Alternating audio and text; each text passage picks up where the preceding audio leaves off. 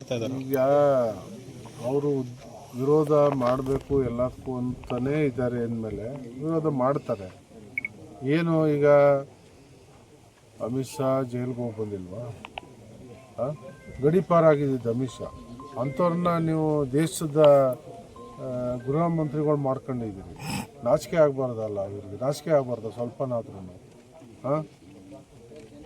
ಏನು ಅವ್ರಿಗೇನು ಬೇರೆ ಕೆಲಸ ಇಲ್ಲ, ಅವೇ ಮಾಡ್ಕೊಂಡಿರ್ತಾರೆ.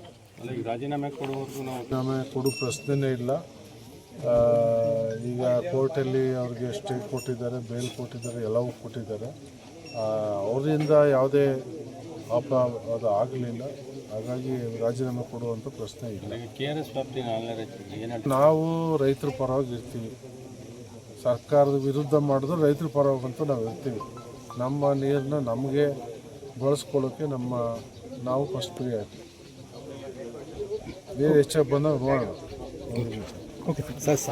ಅದಕ್ಕೆ ಈಗ ತಾನೇ ಹೊಸದಾಗಿ 4-5 ದಿವಸ ಆಗಿದೆ ಚಾರ್ಜ್ ತೊಗೊಂಡು. ನಾನು ಇನ್ನೊಂದು ವಾರದ ಒಳಗಡೆ ಅವ್ರ ಹತ್ರ ಮಾತಾಡ್ತೀನಿ. ನನ್ನ ಹತ್ರ ಪಟ್ಟಿ ಎಲ್ಲ ರೆಡಿ ಇದೆ. ಹಿಂದೇನು ಒಂದಷ್ಟು ಕೊಟ್ಟಿದ್ದು ಅದೇನು ಪ್ರಯೋಜನಕ್ಕೆ ಬರಲ್ಲ. ಈ ಬಾರಿ ಒಂದಷ್ಟು ಪಟ್ಟಿ ಕೊಟ್ಟು ಎಲ್ಲ ತೊಗೊಳ್ತೀನಿ.